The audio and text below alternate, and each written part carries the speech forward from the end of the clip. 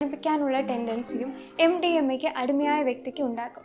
അങ്ങനെ അവസാനിപ്പിക്കുമ്പോൾ ഉത്കണ്ഠ, വിഷാദം, ആത്മഹത്യാ പ്രവണത, നിസ്സംഗത, തലവേദന തുടങ്ങിയ അവസ്ഥകളിലേക്ക് നയിക്കും.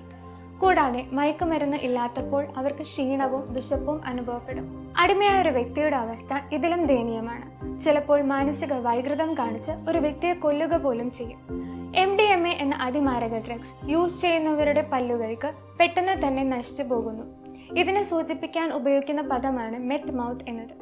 മെത്ത് മൗത്ത് വളരെ വേഗത്തിൽ സംഭവിക്കാം. പുതിയതായി ലഹരി ഉപയോഗിക്കാൻ തുടങ്ങിയ ഒരാൾക്ക് ആരോഗ്യമുള്ള പല്ലുകൾ ഉള്ളതിൽ നിന്ന് 1 വർഷത്തിനുള്ളിൽ തന്നെ എല്ലാ പല്ലുകളും നഷ്ടപ്പെടും. ആയതിനാൽ ലഹരി ഉപയോഗവും ആസക്തിയും ഒരു രോഗമാണെന്ന് തിരിച്ചറിവ് ആദ്യം ഉണ്ടാകണം. നല്ലൊരു നാളേക്കായി ലഹരിക്കെതിരെ പോരാടാൻ നമുക്ക് ഒരുമിക്കാം. Say no to drugs.